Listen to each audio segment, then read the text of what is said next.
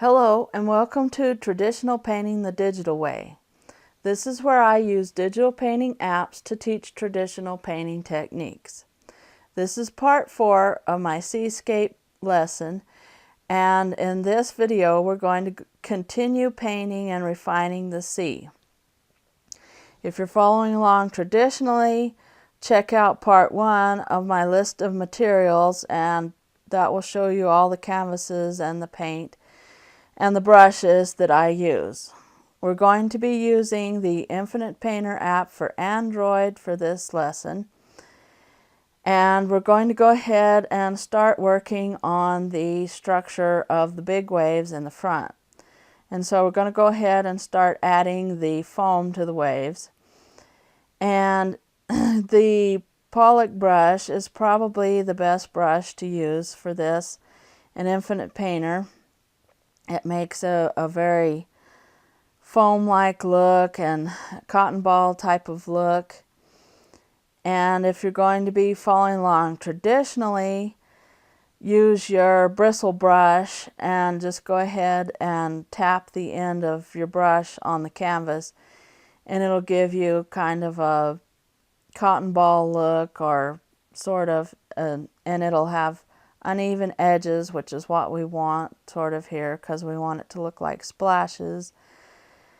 And use cadmium orange with white acrylic gesso for your color. We don't want pure white, we kind of want an off-white so that it looks like it's kind of reflecting the sunset color. And so we go ahead and just keep doing this and use our I'm using the middle photo reference for the wave structure that I want. I'm using the other two to add some of the colors that I want from them. And this is how you use different photo references. You just kind of take parts from each picture that you want to use and combine them together into your main picture.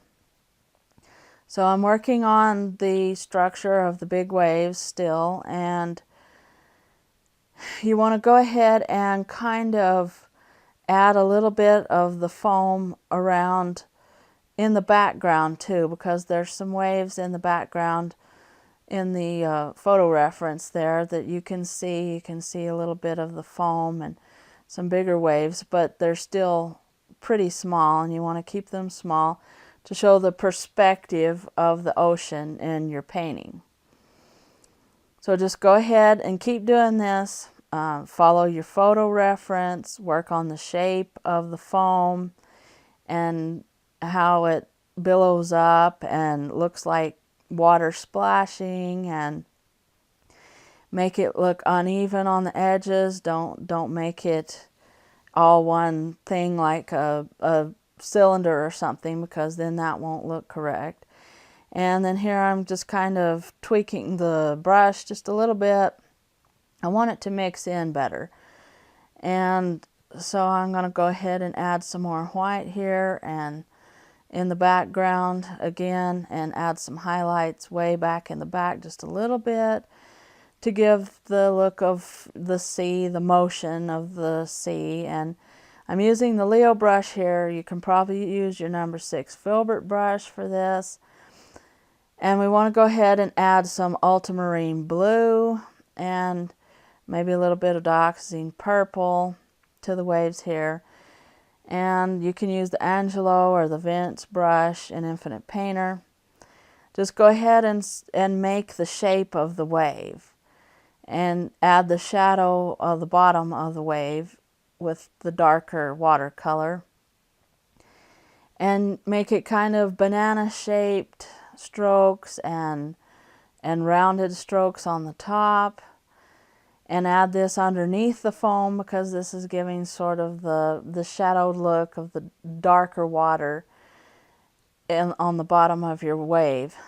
And you can use a lighter color on top of the waves, because this shows that the light is reflecting on the top of it.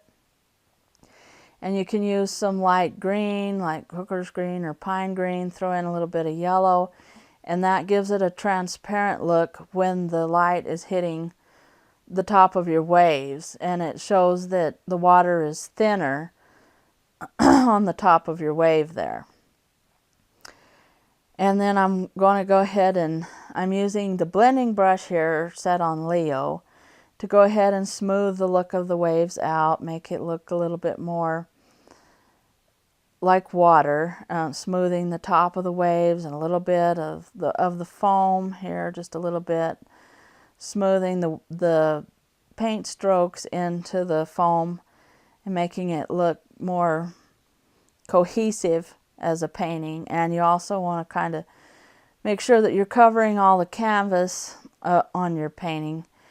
You don't want unless you're working with a background that's tinted or something, you don't really want the white background to show through that.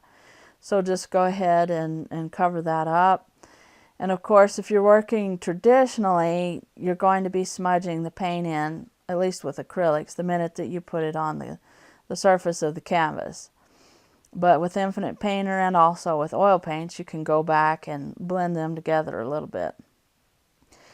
Here I'm switching back to the Leo brush, and I want to go ahead and add kind of a medium dark aqua color. You can make it with ultramarine blue and hooker's green and add some white.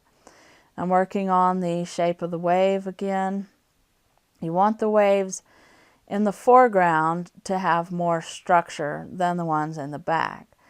So go ahead and make these banana shaped strokes and also little Z-like strokes too, because now we're starting to show the ripples on the waves too. And so just go ahead and add that. Use your photo reference to see where the dark places are along the foam on your waves, and just use it to look at the structure of how your waves are built.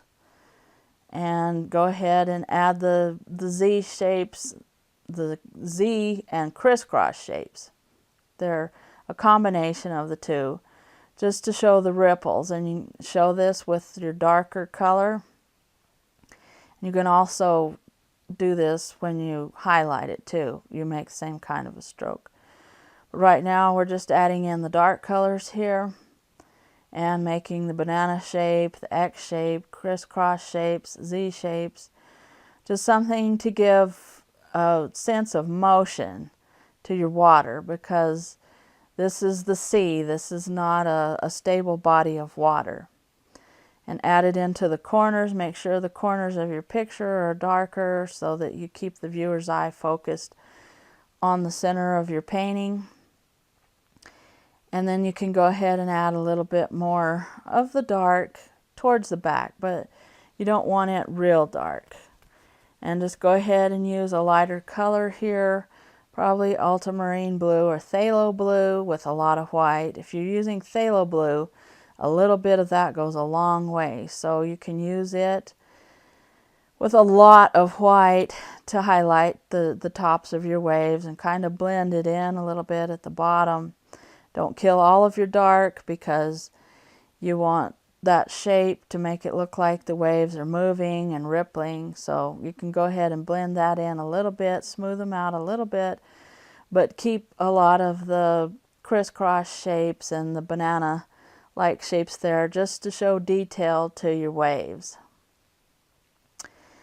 And then just go ahead and keep doing that until it's smooth enough, you think, but not so smooth that you've killed all the movement in your water.